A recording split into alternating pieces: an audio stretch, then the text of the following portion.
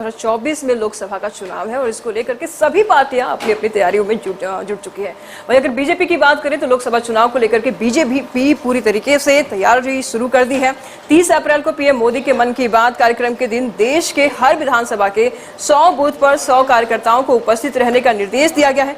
Bihar BJP ने भी इसके लिए तैयारी की है। विधायक नीरज बबलू ने कहा कि अब जेडीयू का जनाधार खत्म हो रहा है। बीजेपी बिहार के साथ साथ पूरे देश में जीतने का काम करेगी और इस पर आरजेडी प्रवक्ता मृत्युंजय तिवारी ने पलटवार करते हुए कहा कि प्रधानमंत्री नरेंद्र मोदी के मन में भी अब 2024 को लेकर घबराहट है।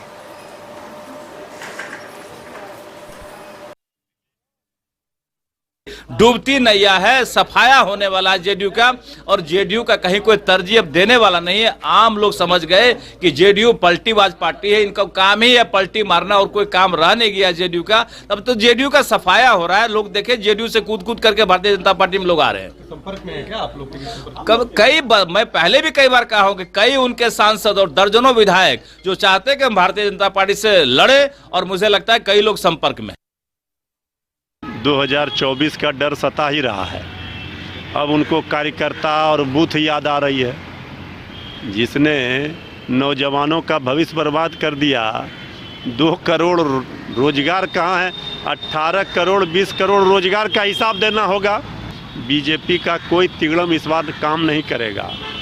बीजेपी का इस बार भाजपा मुक्त भारत तय है।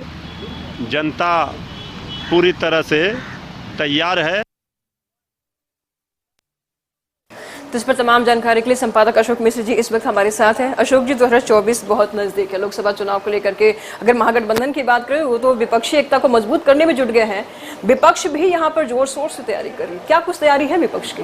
बिल्कुल, देखिए 2024 के लोकसभा चुनाव में अभी भले ही देर हो, लेकिन 2024 के लक्ष्य को हासिल करने के लिए बिहार में भी सभी राजनीतिक दलों ने अपनी तैयारी शुरू कर दी है। और जैसा कि आपने बताया कि बीजेपी ने हर बूथ पर यानी कि 243 विधानसभा क्षेत्र हैं और 40 लोकसभा क्षेत्र हैं बिहार में। उसमें हर विधानसभा क्षेत्र के हर बूथ पर यानी कि एक विधानसभा क्षेत्र में कम से कम 200 बूथ हुआ करता है। तो हर विधानसभा क्षेत्र के हर बूथ पर 100 कार्यकर्ता रहेंगे और वो प्रधानमंत्री नरेंद्र मोदी के मन की बात को 30 अप्रैल को सुनेंगे। क्योंकि प्रधानमंत्री के मन की बात का 100वां एपिसोड उस दिन है, इसलिए बीजेपी ने इसको उत्सव के रूप में मनाने का फैसला लिया है। और बीजेपी का लक्ष्य है कि इसी के तहत वो लोकसभा चुनाव की जो उसकी तैयारी है, उसका जो आगाज है वो शुरू करेगा।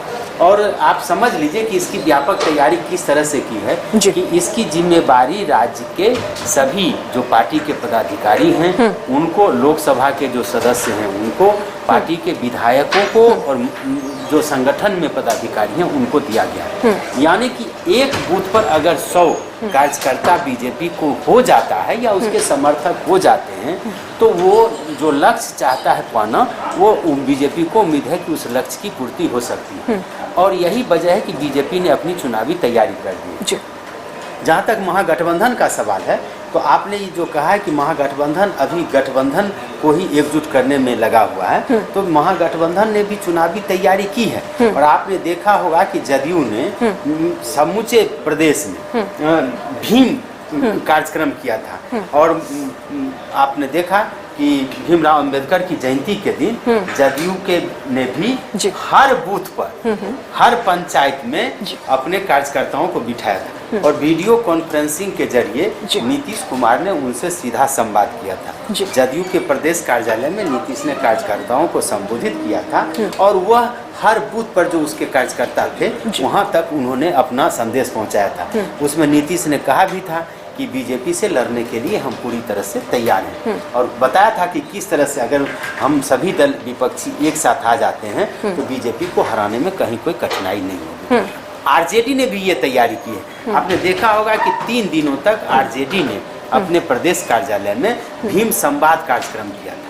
और उसमें क्या किया था कि देश के नामचीन पत्रकारों को भी आरजेडी ने बुलाया था। जयशंकर गुप्त आए, दिलीप मंडल आए और पार्टी के जो थिंकर नेता हैं, शिवानंद तिवारी हैं, जगदानंद सिंह हैं या अन्य जो बड़े नेता हैं, उन नेताओं ने भी अपनी बातें रखी थी और कल तेजस्वी प्रसाद यादव ने अंत में संबोधित किया था और तेजस्वी ने आरोप भी लगाया था कि बीजेपी चाहती है कि क्षेत्रीय दलों के अस्तित्व को समाप्त किया जाए। तो आरजेडी के पास माई समीकरण के साथ साथ अब दलित समीकरण को भी, यानी कि दलित वोटों को भी जोड़ने की तैयारी आरजेडी कर रही है। जदयू कर रही है कि उसका जो समीकरण है लव कुश समीकरण, इसके अलावे दलितों को जोड़ने के लिए भी वो तैयारी कर रही है। और बीजेपी तैयारी कर रही है, चूंकि बीजेपी समीकरण तो है उसका, लेकिन वो हर बूथों पर अगर 100 कार्यकर्ताओं को जुटाना चाहती है, प्रधानमंत्री के मन की बात सुनाना चाहती है, इसके पीछे एक लक्ष्य यही है कि वह यह देखना चाहती है कि आखिर सब बूथों पर उसके 100 कार्यकर्ता या समर्थक हो सकते हैं। यह वह पैरामीटर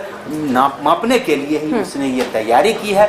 देखना है कि 100वां जो एपिसोड है नरेंद्र मोदी जी का, उसमें वो अपने कार्यकर्ताओं को, देशवासियों को क्या संदेश देते हैं, उसी से ये आपको समझ में आ जाएगी कि 2024 के चुनाव की तैयारी बीजेपी ने किस तरह से कर रखी है और आगामी चुनाव में बीजेपी का एजेंडा क्या होगा। गृह मंत्री अमित शाह जहां पर भी जाते हैं जीत का मंत्र देकर के जाते हैं। झारखंड में भी गए, वो इसी नाम से जाने भी जाते हैं कि अगर वहां आए हैं तो जरूर कुछ ना कुछ अपने नेताओं को, कार्यकर्ताओं को जरूर कुछ ना कुछ मंत्र देकर जाएंगे।